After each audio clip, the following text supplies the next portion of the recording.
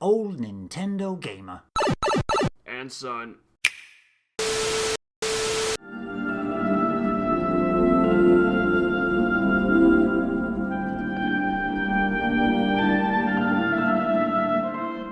Have you ever met somebody and you say, hey, I'm a gamer, and they've told you, what, a 45-year-old man gaming? Grow up. I'm not 45 Greg, just yet. I'm talking for myself, sorry. Greg, does it fill you with hatred or general apathy?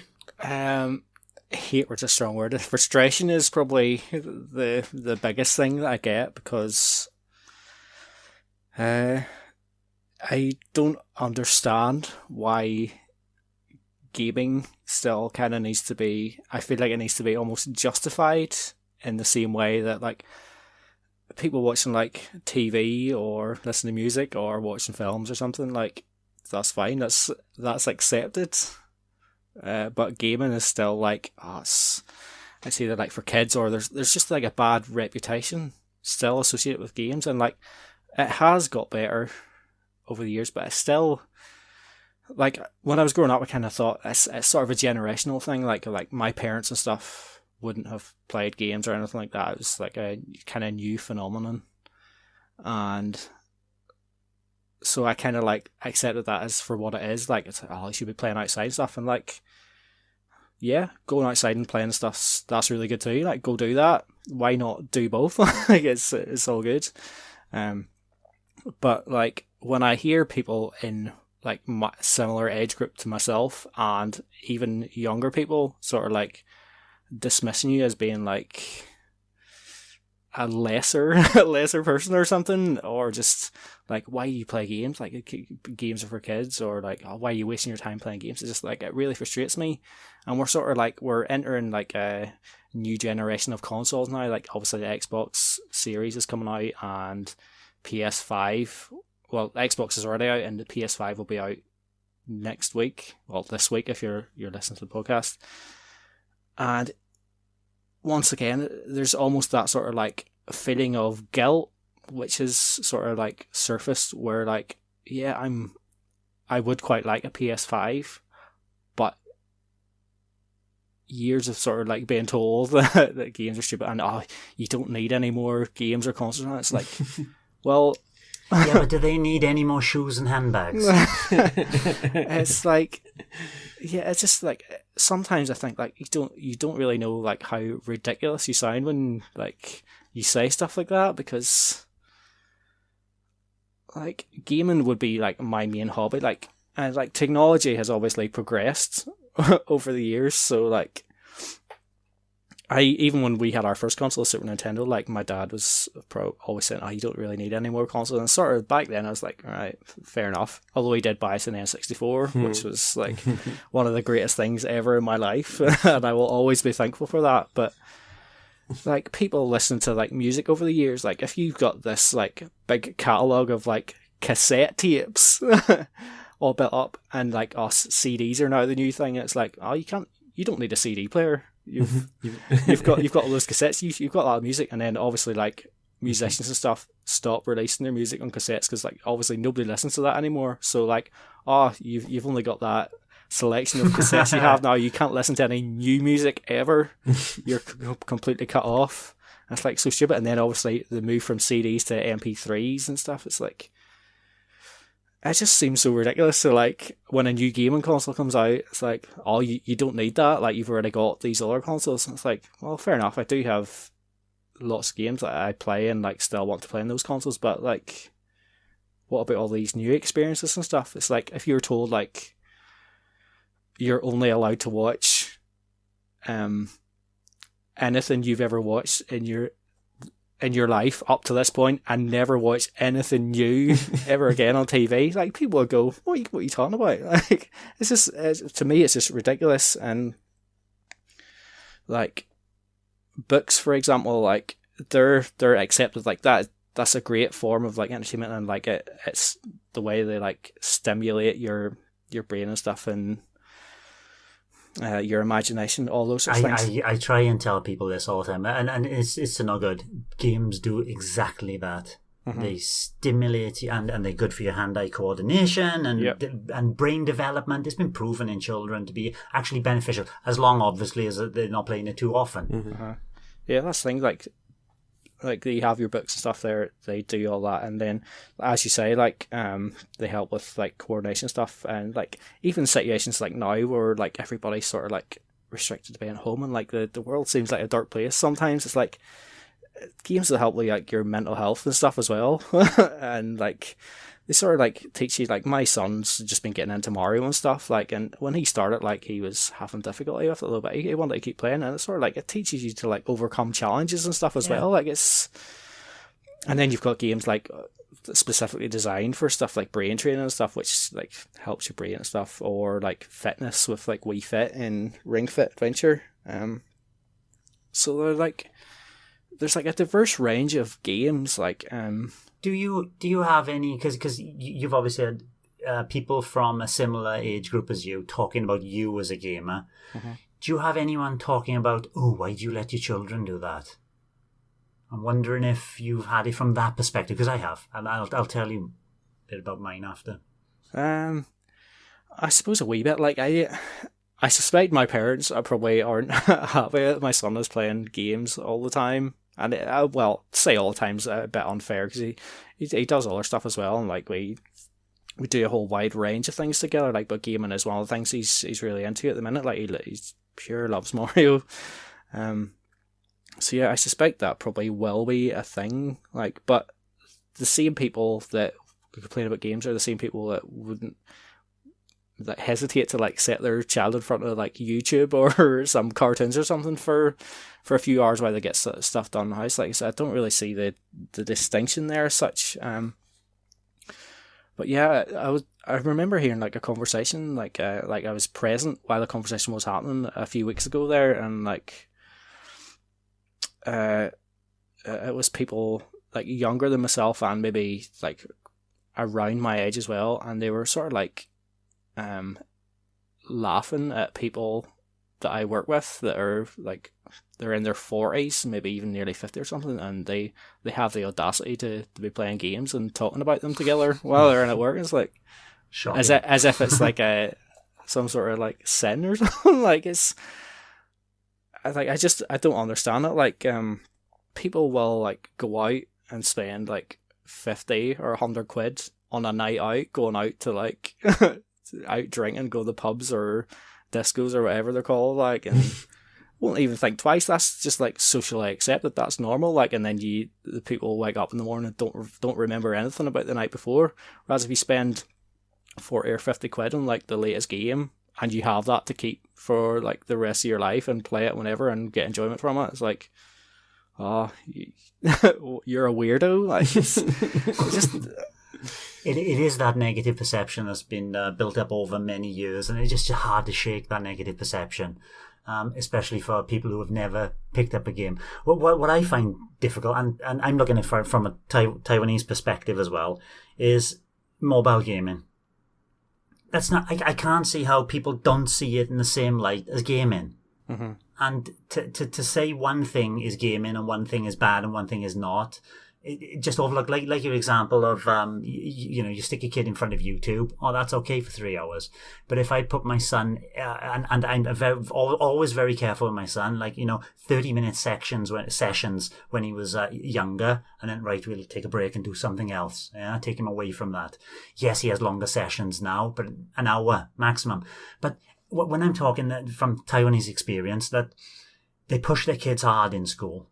And by the time they get to like my son's age, 12, 13, when he goes into junior high school, they basically start school. He leaves home at like 6 o'clock in the morning to get to school 6:30, and he's in school then until and I specifically don't send him to an after cram school because I just don't want to take his childhood away from him. So I'm trying to be very British in that. So once he finishes school at 4:30, and some days he finishes at 5:30. Most of the kids in Taiwan will then go on to a cram school where they can do their homework and have extra tuition until some will go home at 7:30, some will go home at 9 o'clock at night. They'll have dinner. They'll have breakfast in school because they're there early. They'll get there. They'll have lunch in school and they'll have dinner in their cram school. They don't have any family time. This is what I don't understand is they think that's okay. And for senior high school then from 15, 16, 17, 18, they are there for 7 days for some schools. They go into school on Saturdays and Sundays as well. And that's not unusual. So that's the kind of schooling experience there. They want to push their kids as hard as possible. So as you can imagine, anything that takes away time from studying is seen as some social evil. And I'm generalizing, of course. There are some more open-minded people. So gaming is one of those things. Obviously, they look at there's still some arcades and all that parents with younger children will go to, and arcades are seen as, bad boys go there. So because of that kind of general perception, if I would say to a colleague, even an open-minded colleague that, my son, he played 30 minutes and then blah, blah, blah, and then blah, blah, and then I can be talking to that same colleague as their kid is sitting there with their mobile phone for 4 hours, playing some game while they're filling in time. Because, sometimes they bring them to the cram school and the kid is sitting there playing the mobile phone for 2 hours there. And I'm thinking, I would never let my kid play the Switch for 2 hours like that. And you're criticising me. Or you're criticising that, your son is always playing games just because he's a gamer. Always. That gets slipped into the conversation continually. It's like, no, it's controlled. Thank you very much.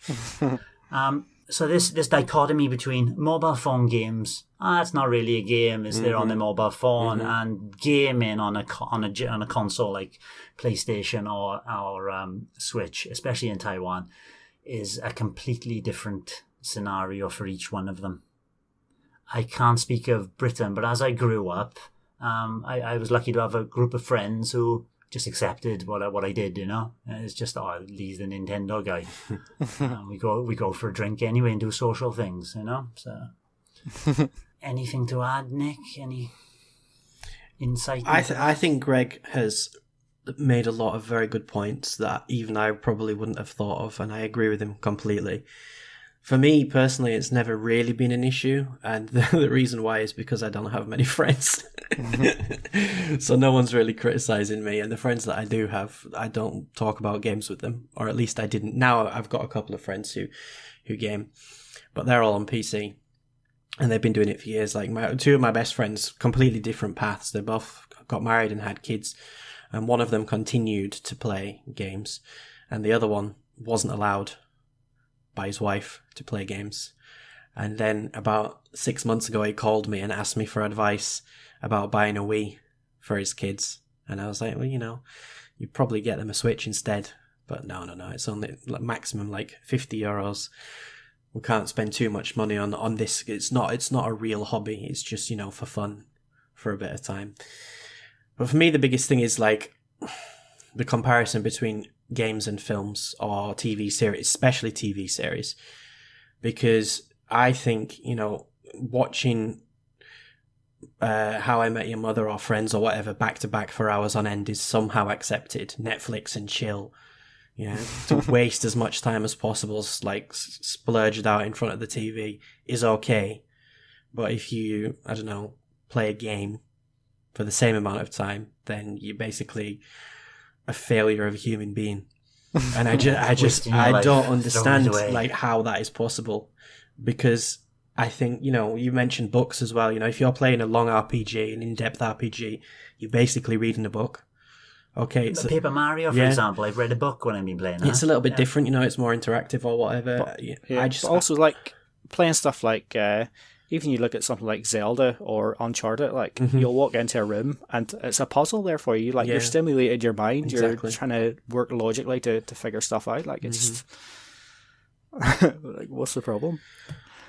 I don't know. I think, everybody has their own way of relaxing. For us, of course, like gaming is more of a hobby, I would say, than a way to relax. Like we are passionate about it. We do enjoy it. It is like the preferred way to spend our time, I guess, when we're not doing anything else. Maybe we do spend too much time doing it. Maybe we would benefit from doing something different, but it's our life and it's our choice. And, I don't understand why people judge gaming the same way that they did in the 90s, when I would say it was more socially unacceptable back then. But I think it's just because people didn't really understand it as much. Like, the same thing happened to me. I had a Super Nintendo. My mum said, you don't need another one. And then they got us an N64, and it was like the best Christmas ever. But your dad was like with what you said with the Game Boy as well. It's like 30 minutes on. That's it. That's your session. But done. that was at the beginning. Like, when he understood how much we enjoyed it, it was like, okay, you do anything wrong, no Nintendo for a week. So it was like, I think that implemented those rules myself. I think that was one of the biggest mistakes, though, because taking it away for a week just made me want it more. And it just made the love and the addiction grow stronger. But as well, like, my mum, she's always said it's a waste of time. You know, why do you do it so much? Why do you spend all your money on games? Like, when I was like 17, 18, guess who sat in the living room and played Candy Crush for 4 hours a night? Yeah, that's a waste of time, and a waste of money as well if you're spending money on it. So I do think there is a disparity between mobile gaming and regular gaming. I personally wouldn't like to play any mobile games, but they are by far the most popular in the world. Most people play them, way more than play console games. But it's not really viewed in the same way. And like you mentioned with YouTube as well, sticking your kid in front of YouTube for 3 hours, is that really better than letting them play a game for 3 hours? I don't think so. Maybe I might be wrong, I don't have kids, but I don't know. It's not really my place to say. But I do wish that people would look at console gaming more favourably. And I do think it's changing. I do think this sort of situation that Greg experienced is becoming less common.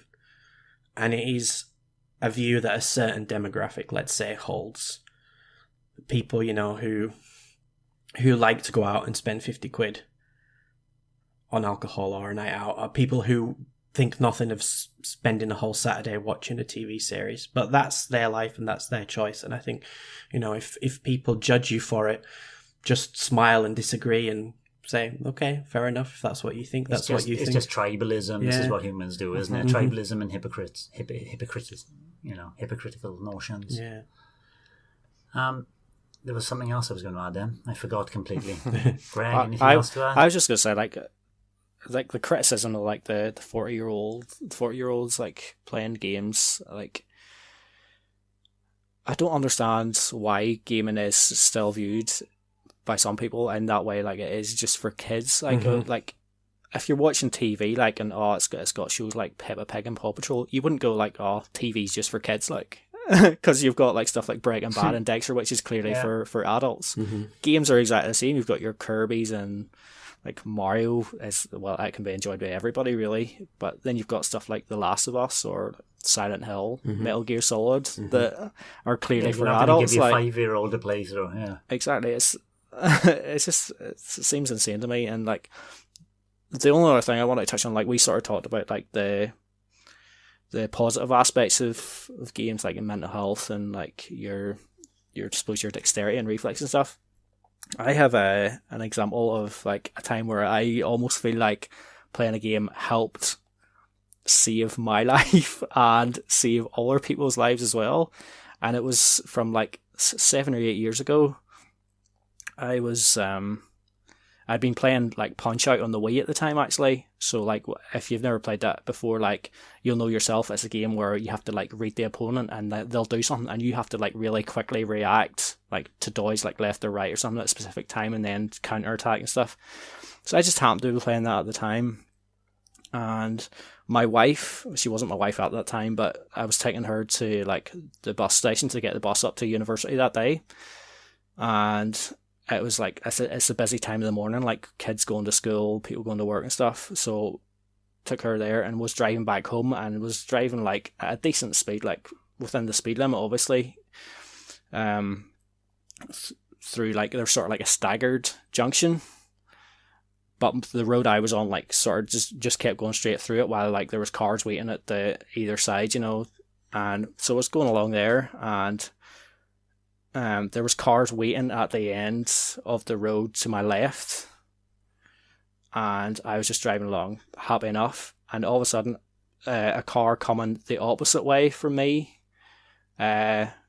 somehow didn't see me coming and shot across to go into that road to my left hand side, and like it happened so fast, and like they were like, I was millimeters away from them because like I had to swerve the car out of the way, and somehow dodged the oncoming traffic that was coming as well, and like my car was skidding and stuff, and like I don't even know even to this day if they ever realized what actually happened, but they were so close to, like, it was a car full of like school children, and like I sort of thought they don't realize how close they were to dying. The people that were waiting at the end of the road were in danger. The people coming the opposite way, like there could have been a serious collision there, and like I don't want to put like the success of missing that, like evading that scenario solely on like playing Punch Out on the Wii, but like having my reflexes like